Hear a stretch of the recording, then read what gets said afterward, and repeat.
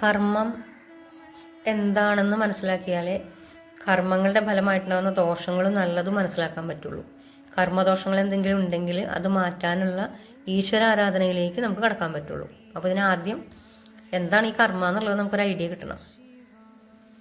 അപ്പോൾ അതിന് നമുക്ക് ആദ്യം നമ്മുടെ ചുറ്റുപാടുള്ള എന്തെങ്കിലും ചെറിയ കാര്യങ്ങൾ നോക്കിയാൽ മനസ്സിലാവും. നമ്മുടെ അറിവിൽ മറ്റുള്ളവർക്ക് ഉപകാരം ചെയ്യുന്ന അല്ലെങ്കിൽ ഒരുപാട് നന്മകളൊക്കെ ചെയ്യുന്ന ഒരുപാട് ആൾക്കാർ നമുക്ക് പരിചയമുണ്ടാവും. കുറച്ച് പേരെങ്കിലും പരിചയമുണ്ടാവും. പറ്റാവുന്നത്ര മറ്റുള്ളവർക്ക് ഉപകാരം ചെയ്ത് ജീവിക്കുന്നവർ, അല്ലെങ്കിൽ ഒരു തരത്തിലും നമ്മൾ പറയില്ലേ, ഒരു ജീവിയെയും ദ്രോഹിക്കാത്ത, ഒരാൾക്കും ഒരു ശല്യമില്ലാത്ത, പറ്റുന്നത്ര നല്ലത് ചെയ്യുന്ന ഒരാൾ.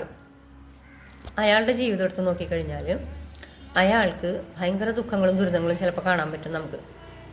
അസുഖങ്ങളോ മറ്റെന്തെങ്കിലും പ്രശ്നങ്ങളോ ഒക്കെ ആയിട്ട് എപ്പോഴും. അപ്പം നമ്മളൊക്കെ പൊതുവെ പറയുന്നത് അയ്യോ ഒരാളെയും ഉപദ്രവിക്കാത്തൊരു വ്യക്തിയാണ്, അല്ലെങ്കിൽ ഒരു പാവം വ്യക്തിയാണ്, ആർക്കും ഒരു ദ്രോഹമില്ല, പക്ഷെ എന്താ അയാൾക്ക് ഇങ്ങനെ വരാൻ കാരണം? അതൊന്നാമത്തെ സംശയം.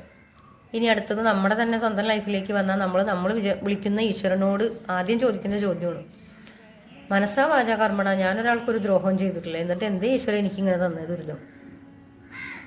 അടുത്തത്, ഒരു തരത്തിലും മറ്റുള്ളവരെ ജീവിക്കാൻ അനുവദിക്കാത്ത കുറേ ടീംസ് ഉണ്ട്. അതായത് സ്വന്തം ജീവിതം അതിഭയങ്കരമായ പ്രശ്നത്തിലൂടെ കടന്നു പോവുകയാണെങ്കിലും മറ്റുള്ളവരുടെ ചെറിയ പ്രശ്നങ്ങൾ ചകഞ്ഞെടുത്തിട്ട് അതിനൊന്ന് വിപുലീകരിച്ചിട്ട് അതൊരു 10 ആളോട് പറഞ്ഞില്ലെങ്കിൽ ഉറക്കം കിട്ടാത്ത, മറ്റുള്ളവരുടെ കുറ്റങ്ങൾ അല്ലെങ്കിൽ കുറ്റങ്ങൾ എന്ന് പറയാൻ കുറവുകൾ കണ്ടുപിടിച്ച് അതിനെ വിപുലീകരിച്ച് പറയുന്ന കുറേ പേരുണ്ട്. അല്ലെങ്കിൽ ഞാൻ മാത്രമാണ് ശരി, ഞാൻ മാത്രമേ നേരെ ജീവിക്കുന്നുള്ളൂ, ബാക്കി എല്ലാവരും ഉടായ്പുലിയുടെ ജീവിക്കുന്നവരാണ് എന്ന് പറയുന്ന ഒരുപാട് പേരുണ്ട്.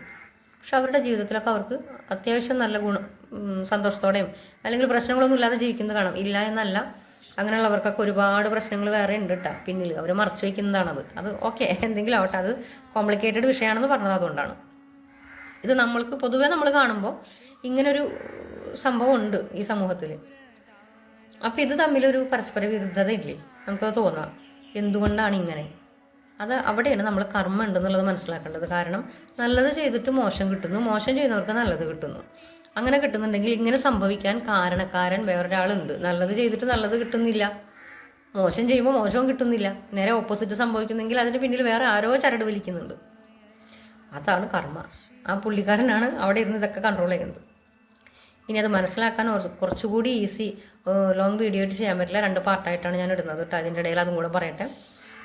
അപ്പോൾ ഇത് ഈസി ആയിട്ട് മനസ്സിലാക്കാൻ പറ്റിയത്, ഇപ്പോൾ ഈ ആധുനിക യുഗത്തിൽ, ഈ ടെക്നോളജി യുഗത്തിൽ നമ്മൾ ഉപയോഗിക്കുന്ന ഏറ്റവും ഇമ്പോർട്ടൻ്റ് ആയിട്ടുള്ള ഉപകരണമാണ് കമ്പ്യൂട്ടർ അല്ലെങ്കിൽ മൊബൈൽ ഫോൺ എന്നൊക്കെ പറയുന്നത്. ഏകദേശം ഒരുപോലെയാണ് ടെക്നോളജി ഇത് രണ്ടിൻ്റെയും. അപ്പോൾ ഈ കമ്പ്യൂട്ടറിലെ പ്രവർത്തനവും മനുഷ്യൻ്റെ തലച്ചോറിൻ്റെ പ്രവർത്തനവും തമ്മിൽ ഏറെക്കുറെ അല്ലെങ്കിൽ ഒരു 90% സാമ്യം ഉണ്ടെന്ന് ഒരു പ്രൊഫസർ CB രവീന്ദ്രനാഥ് എന്നാണ് അദ്ദേഹത്തിൻ്റെ പേര്, ആളുടെ ഒരു ലേഖനത്തിൽ ഞാൻ വായിച്ചിട്ടുണ്ട്. അപ്പോൾ അത് ശരിയാണ്. മനുഷ്യൻ കണ്ടുപിടിച്ചതാണല്ലോ കമ്പ്യൂട്ടർ, മനുഷ്യൻ്റെ തലവർക്ക് ചെയ്തിട്ടാണല്ലോ ഈ ടെക്നോളജികളൊക്കെയും പുറത്തേക്ക് വന്നിട്ടുള്ളത്. അപ്പോൾ എന്തായാലും അത്രത്തോളം വരില്ല. അപ്പോൾ എന്തായാലും അതെങ്ങനെയാണ് നമുക്കൊന്ന് നോക്കാം. കമ്പ്യൂട്ടറിൻ്റെ പ്രധാന ഭാഗങ്ങളാണ് റോം, റാം. എന്താണ് റോം? നമുക്ക് അതിൻ്റെ ഫുൾ ഫോം ആദ്യം നോക്കാം. Read only memory. ആ വാക്കിൽ തന്നെയുണ്ട്, റീഡ് ഓൺലി മെമ്മറിയാണ്. അതായത് മെമ്മറിയിൽ എന്തുണ്ടോ അത് നമുക്ക് റീഡ് ചെയ്യാൻ മാത്രമേ പറ്റുള്ളൂ, അല്ലാണ്ട് അത് പരിഷ്കരിക്കാൻ പറ്റില്ല, പുതിയ മാറ്റങ്ങളൊന്നും ഉണ്ടാക്കിയെടുക്കാനൊന്നും പറ്റുന്നില്ല. ഓൾറെഡി വിവരങ്ങൾ ശേഖരിച്ച് വെച്ചിട്ടുള്ളത് നമുക്കെടുത്ത് റീഡ് ചെയ്യാം, ആവശ്യം നേരത്തെ എടുക്കാം, നോക്കാം. അപ്പോൾ റോം എന്താണെന്ന് പിടികിട്ടി. ഇനി റാം എന്താണെന്ന് നോക്കാം. കമ്പ്യൂട്ടറിൻ്റെ റാൻഡം ആക്സസ് മെമ്മറിയാണ്. റാൻഡം സ്പീഡ് എന്നൊക്കെ നമ്മൾ പറയാറുണ്ട്. അതായത് ഒരു 100 ഫയലുണ്ടെങ്കിൽ അതിൽ 95ാമത്തെ ഫയലാണ് നമുക്ക് വേണമെങ്കിൽ നേരെ 95ാമത്തെ ഫയൽ പോയി എടുത്തിട്ട് നമുക്കത് റീഡ് ചെയ്യാൻ പറ്റും. അതാണ് റാൻഡം ആക്സസ് മെമ്മറിയുടെ പ്രത്യേകത. പിന്നെ ഇതിൻ്റെ ഒരു അപര്യാപ്തത എന്താണെന്ന് വെച്ചാൽ, കറണ്ട് പോയി കഴിഞ്ഞ് സിസ്റ്റം ഓഫായി കഴിഞ്ഞാൽ ഇതെല്ലാം മാഞ്ഞും പോകും. ഇപ്പോൾ റാമിലുണ്ടായിരുന്നതൊക്കെ മാഞ്ഞും പോകും.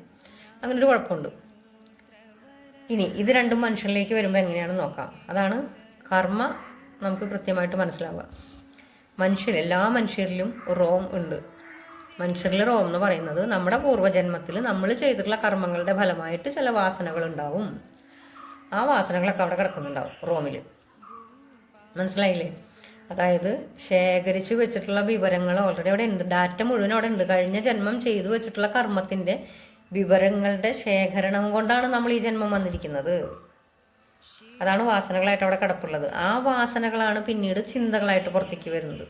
അപ്പോൾ ഈ ചിന്തകളുടെയൊക്കെ ബേസ് അടിത്തറ എന്ന് പറയുന്നത് വാസനയാണ് കേട്ടോ, കഴിഞ്ഞ ജന്മത്തെ കൊണ്ടുവന്നിട്ടുള്ളത്. ഈ ചിന്തകളാണ് പിന്നീട് പ്രവൃത്തിയിലേക്ക് വരുന്നത്. അപ്പോൾ അത് ഏകദേശം പിടികിട്ടി ഈ റോമിൻ്റെ പ്രവർത്തനം. ഇനി അടുത്തത് റാമാണ്. റാം എന്ന് പറഞ്ഞാൽ നിലവിൽ നമ്മളിപ്പോൾ ചെയ്യുന്ന കർമ്മങ്ങളൊക്കെ ഉണ്ടാവും, അതിൻ്റെ വിവരങ്ങൾ ഇവിടെ റാം ശേഖരിച്ചുകൊണ്ടിരിക്കുകയാണ്. എന്തിനാണ്? റോമിലേക്ക് ഇൻപുട്ട് ചെയ്യാൻ വേണ്ടിയിട്ട്. മനസ്സിലായില്ലേ? റോമിലേക്ക് ഇൻപുട്ട് ചെയ്തിട്ട് എന്തിനാ? അതും കൊണ്ടായിരിക്കുള്ളൂ ഇനി അടുത്ത തവണ നമ്മൾ സഞ്ചിയിലാക്കി പോരുന്നത്. ഇതാണ് മനുഷ്യൻ്റെ റോമും റാമും കമ്പ്യൂട്ടറിൻ്റെ റോമും റാമും ഏകദേശം ഒരുപോലെയാണെന്ന് പിടികിട്ടി. സെക്കൻഡ് പാർട്ടിൽ ബാക്കി പറയാം. ലോങ് വീഡിയോ ചിലപ്പോൾ അപ്ലോഡ് ചെയ്യാൻ ബുദ്ധിമുട്ടുണ്ടാവും, അതുകൊണ്ട് ഇതിവിടെ വെച്ച് സ്റ്റോപ്പ് ചെയ്യാണ്. തൊട്ടടുത്ത് തന്നെ സെക്കൻഡ് പാർട്ടും കൂടി ഇടുന്നുണ്ട്. അപ്പോൾ നമുക്ക് ഡീറ്റെയിൽ ആയിട്ട് കർമ്മം എന്താണെന്നൊക്കെ നമുക്ക് ഒന്നും കൂടി പറയാം ഇതിൻ്റെ ബാക്കിയായിട്ട്. Thank you.